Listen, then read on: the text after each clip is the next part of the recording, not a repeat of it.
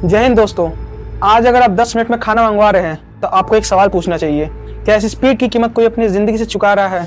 10 minutes delivery जो है convenient है, पर क्या ये पूरी तरफ से सेफ है? कंपनी कहती है कि वर्कर्स इंडिपेंडेंट है, लेकिन इनका टाइम, इनकम और स्पीड सब चीज एक एल्गोरिदम कंट्रोल करती है। तो फिर असली बॉस कौन हुआ? न्यू ईयर सेलिब्रेशन के बीच में एक ऐसा ही स्ट्राइक हो रहा है जो शायद आपके खाने से ज्यादा इंडिया की फ्यूचर वर्क कल्चर को अफेक्ट करेगी। क्वेश्चन सिंपल है, 10 मिनट्स डिलीवरी की कीमत क्या कोई और चुका रहा है? आइए समझते हैं फैक्ट्स के साथ इस वीडियो में।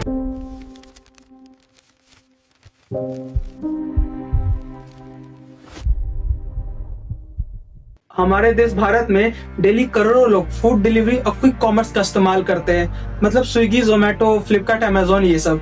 लेकिन इन एप्स को चलाने वाले जो गीग वर्कर्स हैं, जिन्हें ये ऐप डिलीवरी पार्टनर्स कहते हैं, वो आज नेशन वाइड स्ट्राइक पे है। और इस स्ट्राइक का सिर्फ 3 सेंटर पॉइंट है। पहला कारण है लो पेमेंट, दूसरा कारण है अनसेफ वर्किंग कंडीशन, और तीसरा और सबसे इम्पोर्टेंट कारण है 10 मिनट में डिलीवरी करने का प्रेशर। पर असली सवाल यहाँ पे ये है कि ये वर्कर्स की प्रॉब्लम है या ये सिस्टम का प्रॉब्लम है।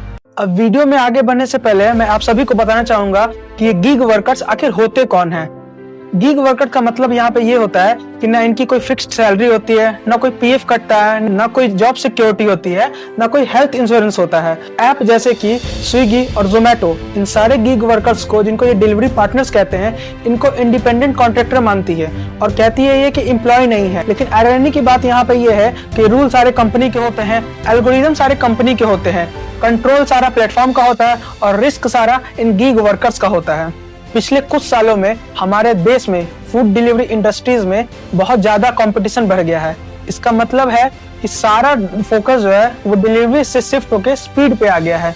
10 मिनट में डिलीवरी सुनने में तो बहुत कन्वीनियंट लगता है, लेकिन अगर आप ध्यान से सोचेंगे इस बारे में तो इसका मतलब ये होता है राइडर्स को अपनी स्पीड बढ़ानी होगी, ज्यादा रिस्क लेना पड़ेगा, और रिस्क लेने का मतलब है कि रोड एक्सीडेंट के चांसेस बढ़ते हैं।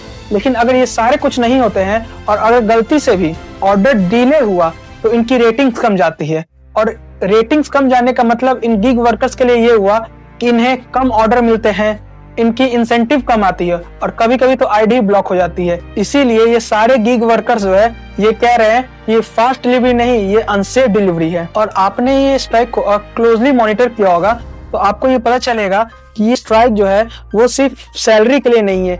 इनकी मेन डिमांड ये है कि इन्हें एक्सीडेंट इंश्योरेंस मिले, मेडिकल कवर मिले, और सबसे बड़ी बात, जो 10 मिनट में जो डिलीवरी का प्रॉमिस किया जाता है उसे बंद किया जाए, और कम से कम एक ट्रांसपेरेंट इंसेंटिव सिस्टम हो। ये कोई एक्स्ट्रा डिमांड्स नहीं है, ये एक लेबर राइट है जो हर लेबर को मिलना ही चाहिए। और अब इतने बड़े स्ट्राइक के बाद कंपनी का रिस्पांस तो आना ही था। कंपनी ने इसके लिए बस ये रिस्पांस किया है, उन्होंने टेम्परेरी बेसिस पे सारे इंसेंटिव्स को बढ़ा दिए हैं और पीक आवर में बोनसेस अनाउंस किए गए हैं। और इनके रिस्पांस में एक पैटर्न देखने को मिलता है कि इन्होंने प्रॉब्लम के लिए सिस्टम को चेंज नहीं किया है, बस टेम्परेरी बेसिस पे एक शॉर्ट टर्म पैचवर्क किया है। इससे शायद अभी डिलीवरी चालू हो जाएगा, अभी डिलीवरी तो हो जाएगी, लेकिन प्रॉब्लम सॉल्व नहीं होगी। इस स्ट्राइक में एक चीज तो देखने को मिल गया है कि इसमें कंपनी और गीग वर्कर्स सिर्फ यही नहीं है, इसमें हम पब्लिक और मिडिल क्लास लोग भी है। हम मिडिल क्लास और यूजर्स को क्या चाहिए? सस्ता खाना, 0 डिलीवरी चार्जेस और फास्ट डिलीवरी। लेकिन हम शायद ही कभी पूछते हैं कि इस फास्ट डिलीवरी के पीछे कॉस्ट कौन चुका रहा है। हमें इस बात को याद रखना चाहिए कि हर फास्ट डिलीवरी के पीछे एक आदमी होता है, ना कि कोई एल्गोरिदम। और अगर इन इश्यूज को इग्नोर किया जाता है तो इसका लॉन्ग टर्म में इम्पैक्ट देखने को हमें मिल सकता है, जैसे कि गीग इकोनॉमी जो है वो अनस्टेबल होगी, लीगल केसेस और एक्सीडेंट्स बढ़ेंगे, ट्रस्ट इकोसिस्टम पूरी तरह से डिस्ट्रॉय हो जाएगी। और अगर सही रेगुलेशन आते हैं तो जॉब सस्टेनेबल होंगे, फेयर कंपटीशन होगा और सेफ डिलीवरी जरूर होंगी। चॉइस है सिस्टम के पास। ये वीडियो किसी कंपनी के खिलाफ नहीं है, ना किसी वर्कर के फेवर में प्रोपेगेंडा।